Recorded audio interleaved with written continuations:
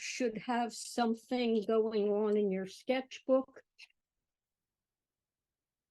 with your charcoal pencil. And then I'd like you to get out the little set of four pastel sticks that look something like this. There's a black and a white and a red and a brown. So you want to get those out.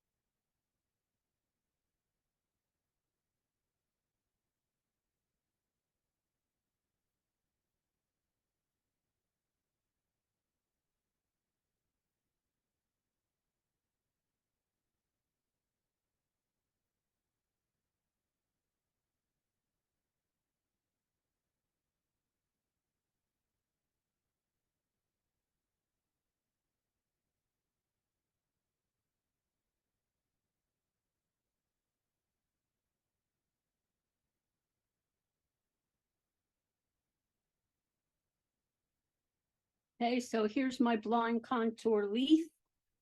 And now what I'd like you to do is to take those pastel sticks. You probably want to break them in half here. And I would like you to use the side of the pastel to create some shading from dark to light. But remember that you don't want to color in like a coloring book, because then your drawing will look flat. All right. So of course your drawing is not going to match a photographic appearance.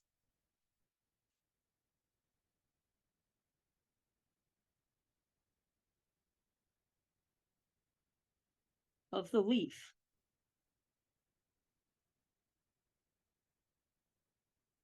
And you can use the red, reddish brown, the darker brown.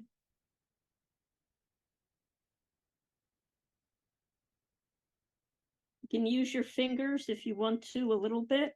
Don't use your fingers too much, because then it will look muddy.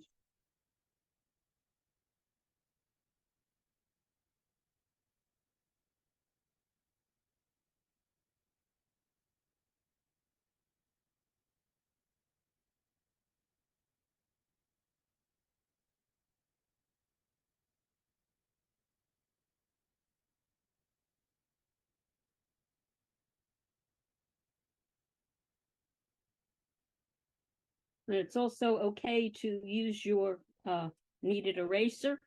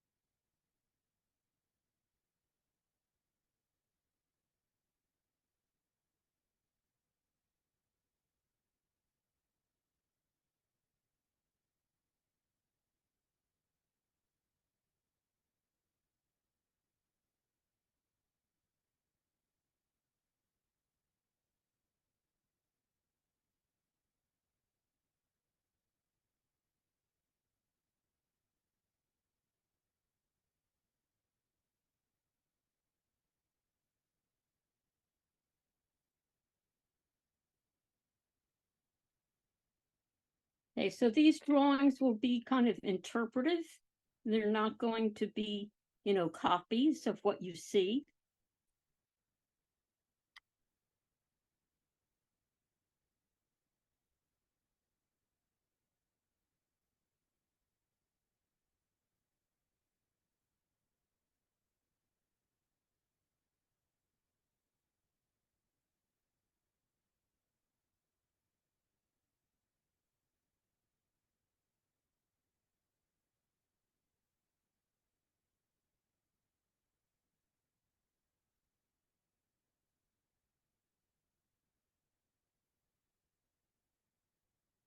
So here, for instance, you might end up with something like this. It's interpretive of the leaf, not a copy of the leaf.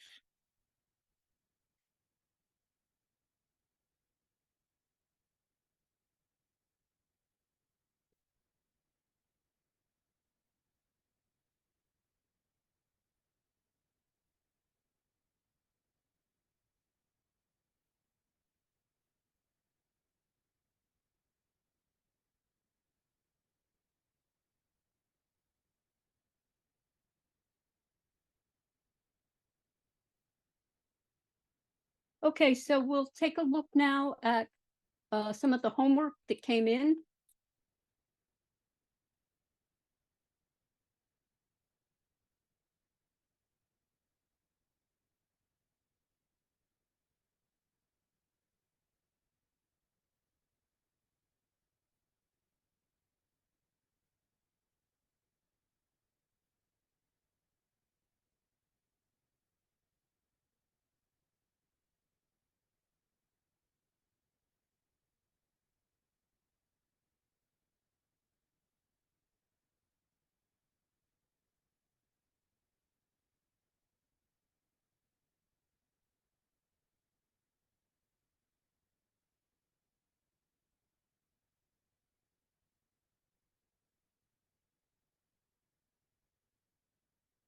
Okay, a quick light table view.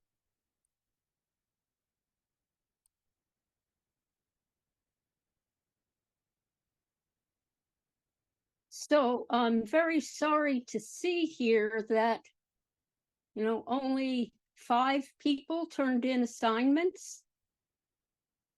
This is really not good, not good.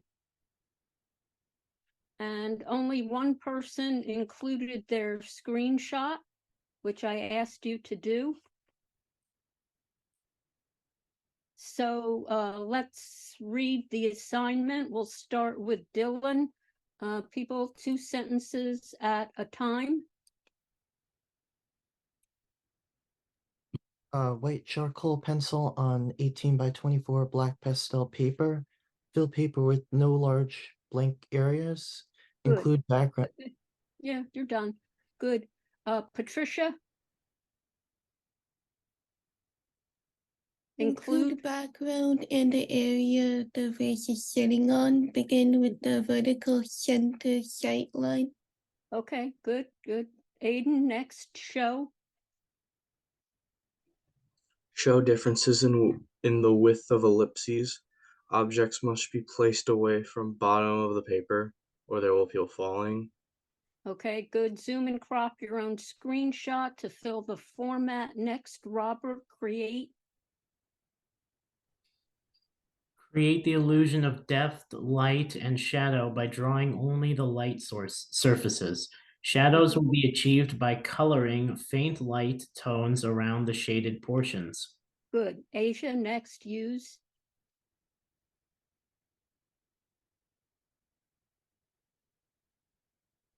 Asia? Use variation and pressure to create variations in the gray tones. No outline should remain in the drawing. Good. Okay, and let's see, Madison, no charcoal.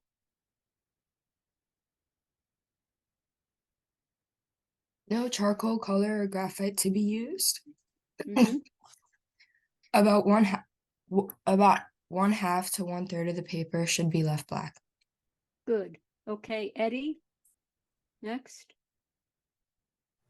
Pay close attention to perspective and the the symmetry and cylinder construction. Okay, and there was attached professor demo and a video link. Submit the crop photo and the JPEG of your drawing. So we're trying to create the illusion of depth. What is depth, Justin? What does that mean? It is the difference between, I guess, like the foreground and the background, where you could Well, see. yeah, that's part of it. No one has actually used those descriptors recently. Go on, continue, can you? It's just a visual difference between the items in the front and the back. Okay, so is there another term that people are used to using for the appearance of depth? Anybody? The 3D look, right? Give it a 3D look. Add light and shadow, create 3D. What would be the opposite of a 3D look, Patricia?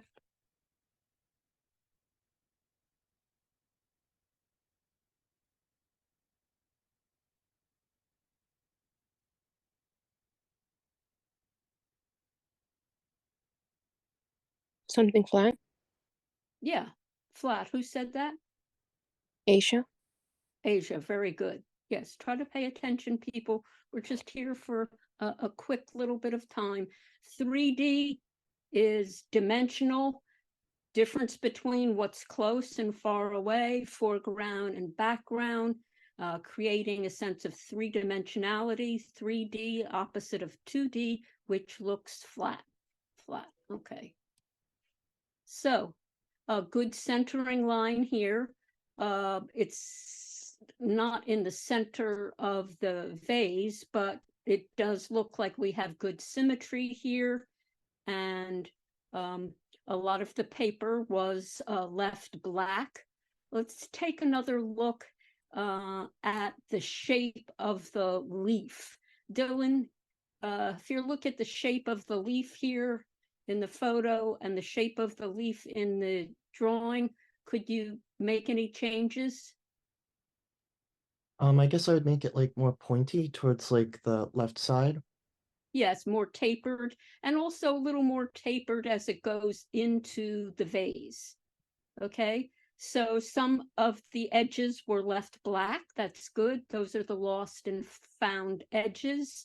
I would look again also at the shape of the leaf here. It's a little more irregular. This shape leaf right here, actually, I think would fit better near the top.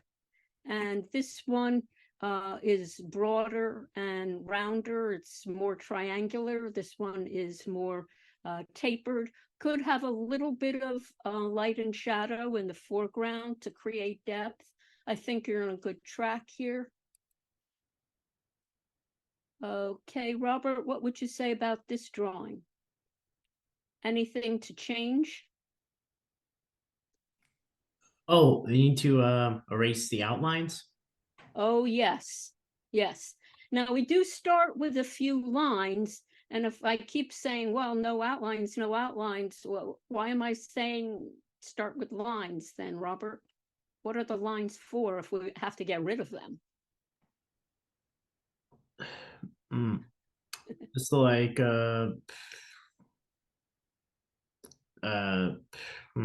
it's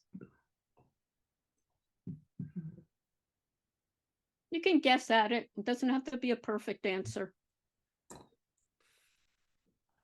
I just to help us know where to You said it. Where?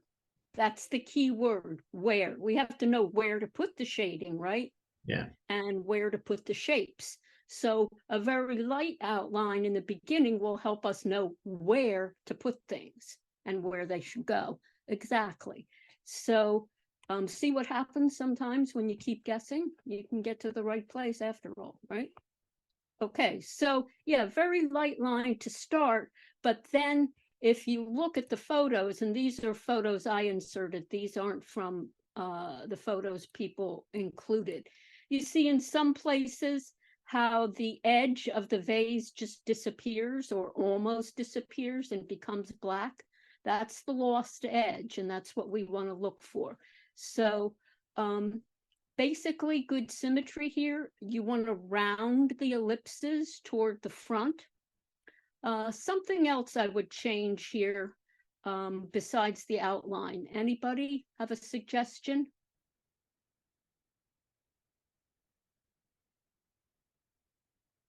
More shading on the bottom. On the tabletop with the drapery and the cloth. Yeah. Yeah, we could put some tone here so the vase didn't look so much like it was floating in outer space. Let's look at the lines here with the leaf and the vase. Right now, we see the two outlines are crossing on top of each other, so we don't really know which one is in front and which one is in back. So here is an especially important place to get rid of some of those lines. Yes, and a little bit of tone in the foreground. Some people actually did include the drapery at the top, which is good. It's a little harder to see. Okay, Michael, what would you say about this drawing here? Is there anything you would change?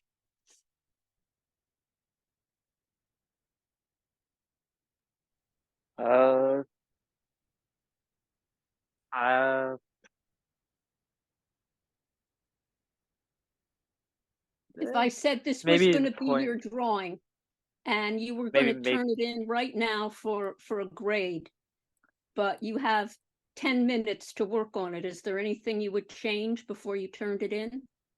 I'd make the leaves a little bit more pointier, Yes. like Good. on the tip and the left side of the leaf on the floor. Yes. Okay. Anything else you would change?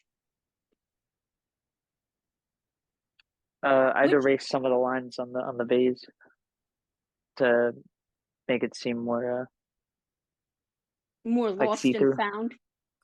Yeah. Good. Okay. All right. Let's look at the shading on the leaf that's in the clear vase, Michael. Which part of it looks like it's lighter? Oh yeah, the tip is lighter than the bottom of the leaf. Yes, definitely. That's because the leaf is curved like that. Light is usually up here.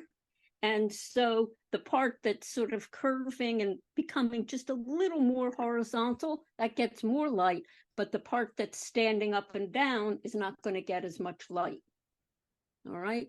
Let's look at the light and shadow, Aiden, on the leaf that's on the ground. Do you see any differences in the light and shadow on these two sides of the leaf if we look at the photo?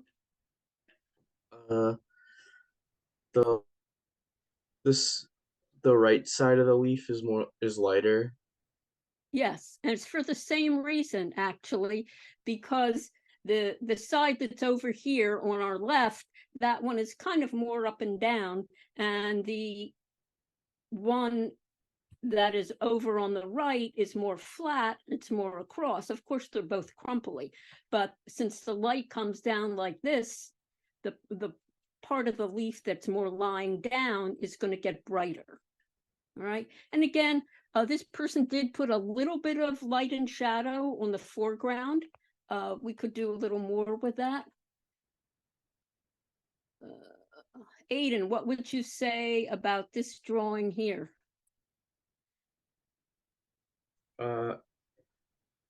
Maybe they use they use too much white pastel. Like there's too much white. Especially where do you think there's too much white? The background. Yeah, I think the background, this person really worked hard to create a total composition, which is good. And they paid some attention to the folds. I do think, yeah, the amount of white pastel in the background is kind of competing with the vase and the flower. So I would subdue that a little bit. A little less outlining on the flower. The shapes, I think, are well drawn, nice tapering in the leaf, nice variation in the petals. The vase itself looks pretty transparent, not too chalky, so those things are good, but I think you were kind of spot on there, Aiden. Patricia, what would you say about this drawing here?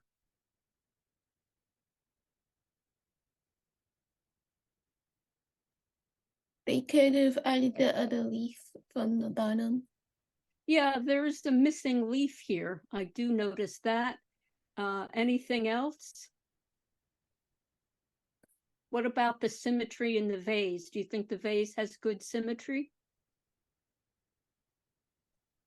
I would have rounded the left side a little more. Like You the would have right, done what on the left a little more? rounded the from the top side a little more. Like the right Rounded a side they little had. more? Yeah, okay. And again, there's something happening here with the leaf and the ellipse of the vase. It looks almost like the vase is in front of the leaf. So it looks like what happened here.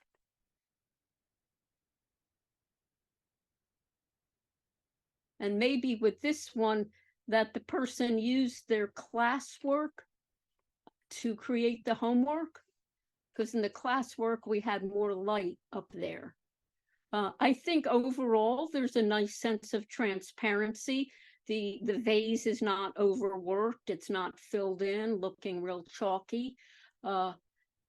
Let's take a look at the light and shadow on the leaf that's in the vase. Dylan, would you change anything on the leaf in the vase? I might like put more highlights towards the left side of the leaf.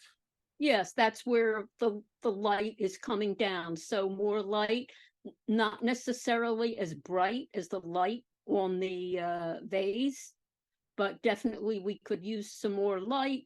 And there is a sense of outlining, I know, on some of these flowers and leaves. That's because they're artificial, and they have a certain like plasticky thickness to them. But I wouldn't want to emphasize that too much. I think the drawing has a nice, fresh, sparkly look to it, but could use a little more attention with the leaf, both the leaves. Okay, any questions there?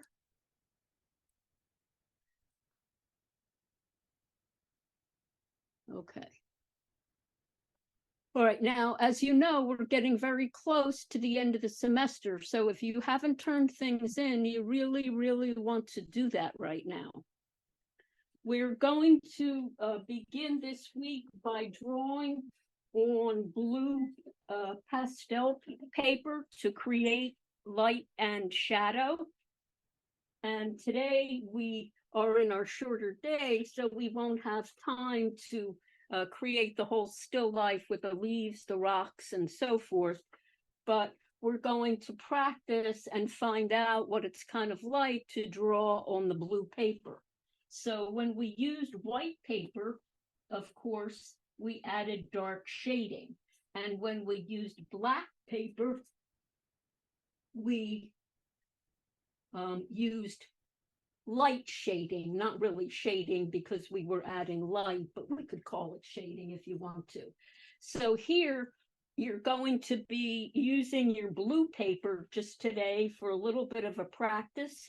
And I think in your kit, you have 2 sheets of blue paper. And what we're going to be working with right now is 1/4 of a sheet. So you want to take one of your blue papers, fold it in half,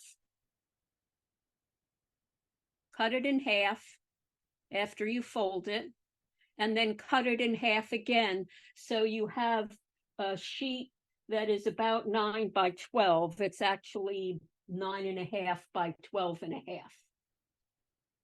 And get out also, if you don't have it handy, your charcoal pencils again, and your roll of tape.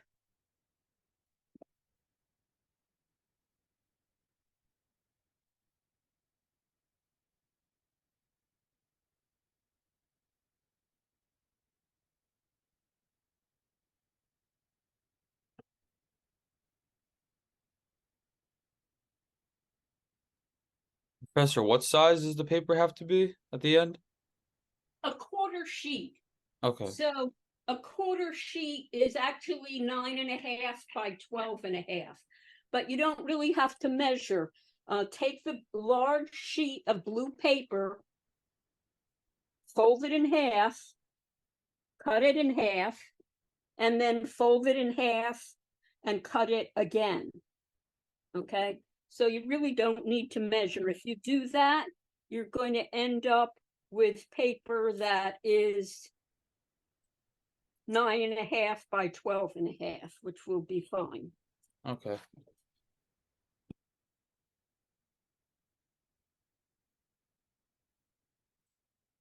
So if you try to measure, probably it will take you longer.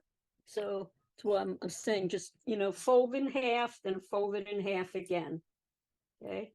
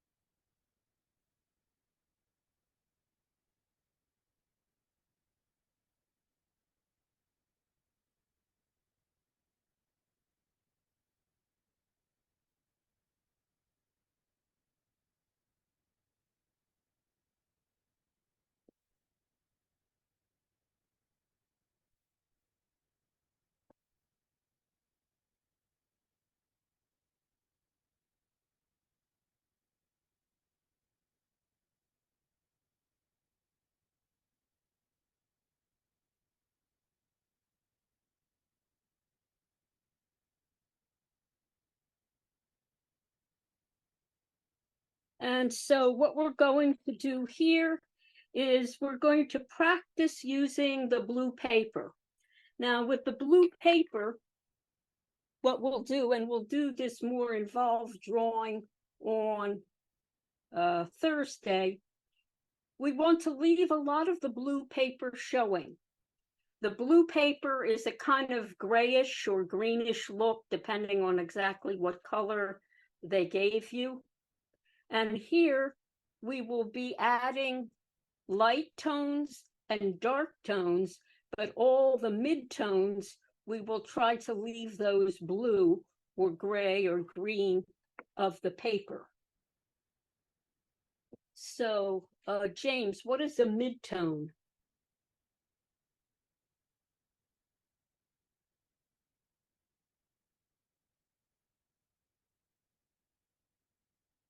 What is a mid-tone? So what we're going to do now, Justin, what is a mid-tone? Is it the tones between, I'm guessing, the darker and the lighter Yeah, very shades? simple. You can stop right there. You got it.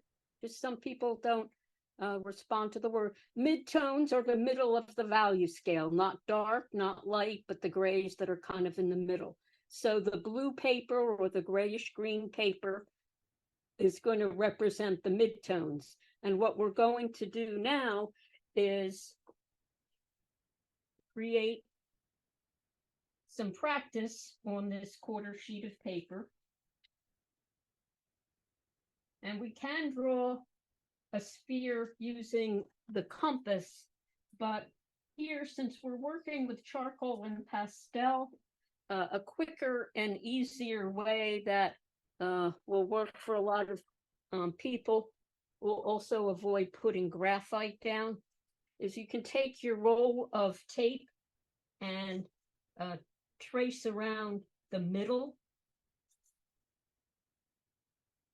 and get a nice circle that way.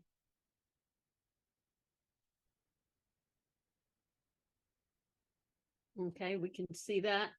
So quick way to get a nice circle, and that way you're still using your charcoal pencil. Graphite is not that compatible with charcoal. So here we're going to practice using some of the white, the same way we did with the black paper, and then we will also use the charcoal pencil itself for the darker tones. And here you can use my example right here, which is just a little more dramatic than what you see in front of you. So observe what we see. There is a shadow underneath, there's light on the top, and you see there is a cast shadow on the gray paper. But we're going to try and get it just slightly more definitive. You see the shadow here is it's a little bit fuzzy, and yeah, if I take off that light, that is not going to be good. So we're going to keep it like that, and it's the same idea as what you see here, but in the illustration that you're going to create, it will just be a little more dramatic. So we can start here at the top of the sphere.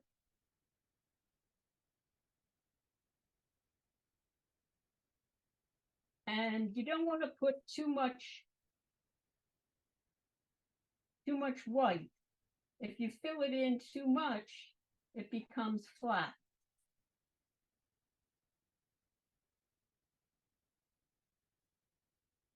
So the idea here is to save time for the artist with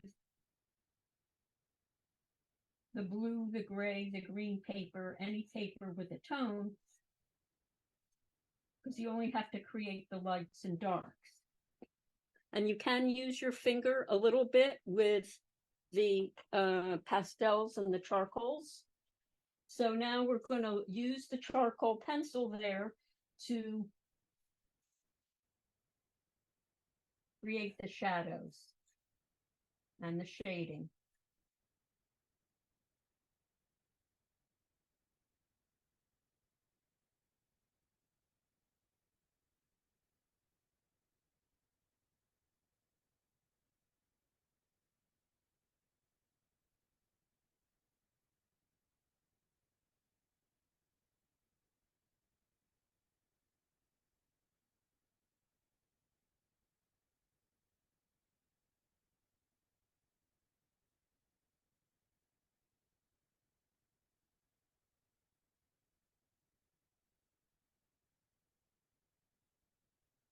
So we try to create a rounded look to the shading on the sphere, curling your pencil around.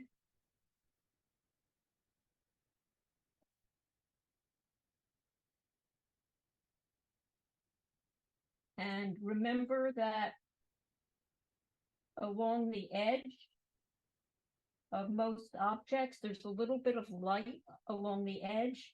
The darkest part is just inside the sphere. It's not at the very edge. The very edge usually has a little bit of what we call reflected light. So as I'm doing the shading there, I don't go all the way to the edge. Now we have light at the top, but just like the darkest dark is not at the very edge of the sphere, the lightest light is not usually at the edge. Usually you want to create a more three-dimensional look by creating the brightest light. Sometimes it's a highlight. You want to create that at the top. Now there's something, the way these zoom cameras work, it seems to create a light that is like it's almost in the front of the sphere, but we're going to move it a little bit to the top. If you were standing where I'm standing right now, the light is right up here, the brightest part. In the zoom camera, it looks like there's a point of light in the front, but you want to kind of move that light up to the top. All right, so here we're going to create a brighter light that's not at the very edge. And again, you want to leave as much paper with the color showing as you can.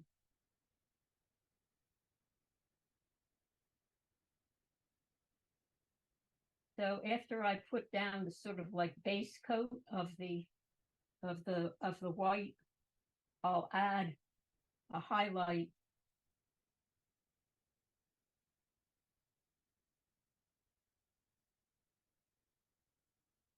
and then try to fade out from that light.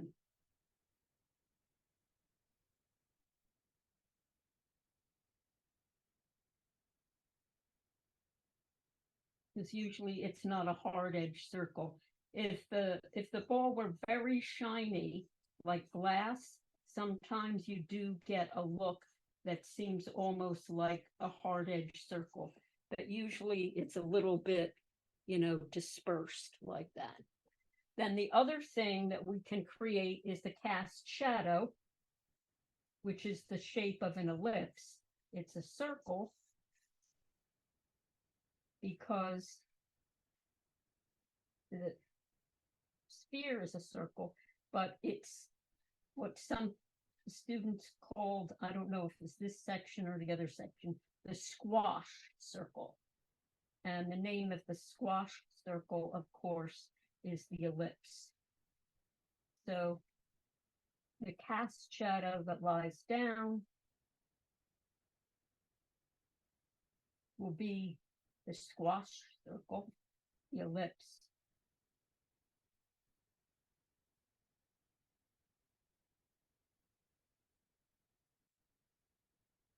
And you want to sort of round the front of that. And it's going to be a little larger off to the right because the light is coming this way.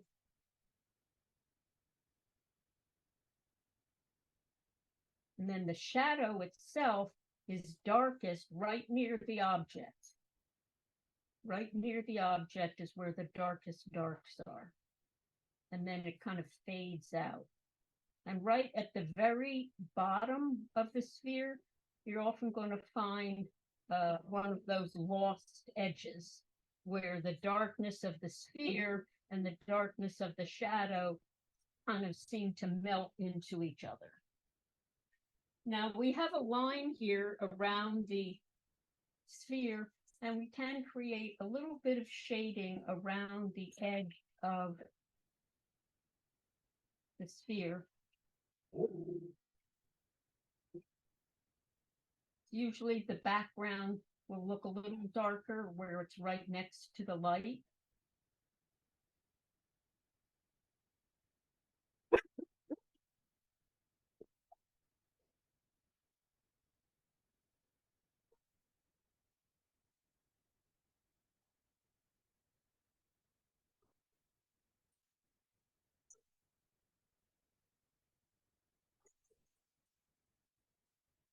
But the background will start to look lighter where it's close to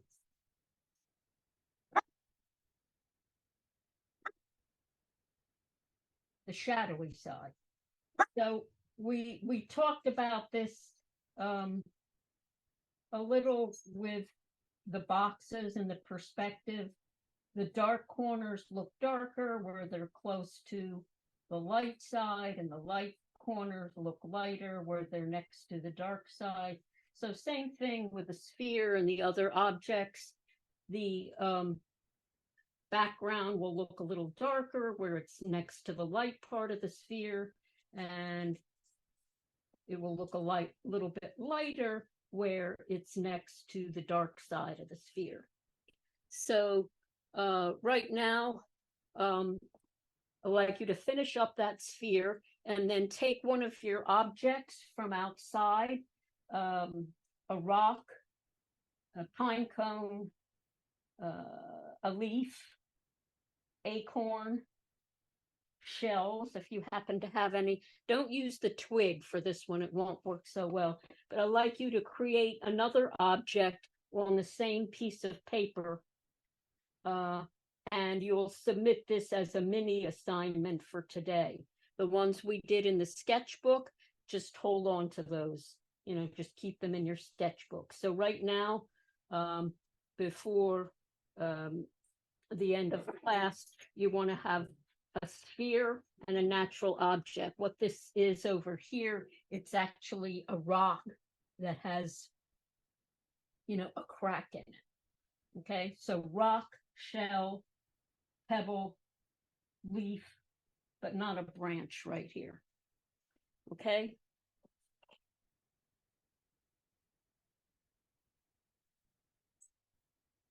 And I'm sorry about my dog. I have a dog sitter that comes on Mondays and Thursdays, so she won't be barking on Thursday, but the Tuesday class being brief, the dog sitter doesn't come. And I have all the shades down, but occasionally she gets a little excited anyway. Yeah, right, Janie? Yeah, okay, yeah, be a good girl so everybody can hear me, right? Yeah, okay. I know you're the watchdog. I know.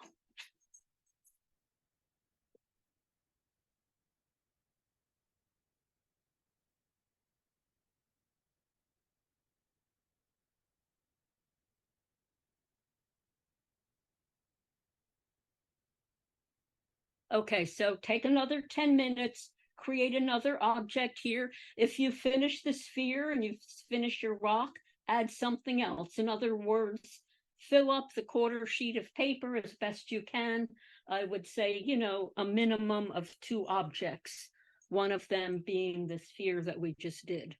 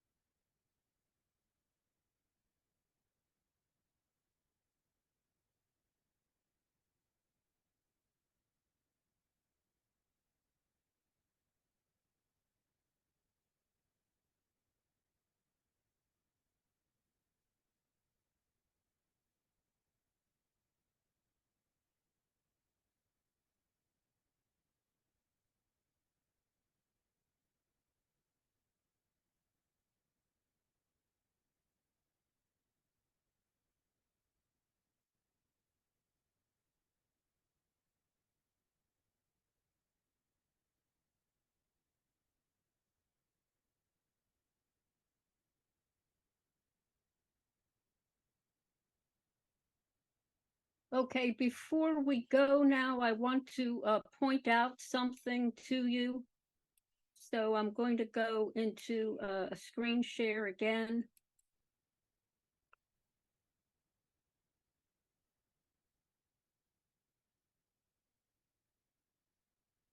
All right, remember our important dates.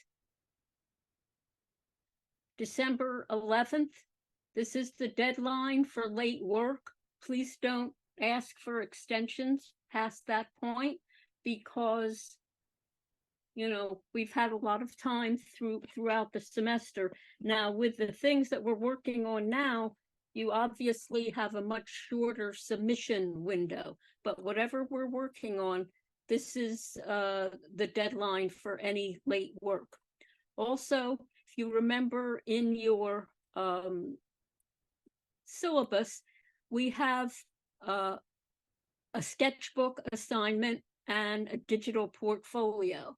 The sketchbook assignment does not require any new drawings, any new sketches. If you've been doing your sketches and your minis and your warm-ups all along, then all you will need to do is to submit a little video of yourself turning the pages of your sketchbook so that I can see what you have inside. And it will require two people. That is, if you're turning the pages, then another person will have to, you know, hold the camera phone, or you can hold the camera phone while someone else turns the pages. So it doesn't require new sketching. It just requires that you'll be making the little video. The digital portfolio, also, this does not require any new drawings, but it is a basically a Word doc, although I'm going to ask you to submit it not in Word, but as a PDF. And there will be samples up on the course homepage for you to look at what it is. Again, no new drawing is required. You're going to take 10 JPEGs of work that you did this semester in which you think you learned the most, and you'll put a little caption and description next to each image. So for most people, this is about 3 pages. It doesn't require writing per se. It just will require a couple sentences next to each JPEG. And so you have all your JPEGs, and you will see a sample up on the course homepage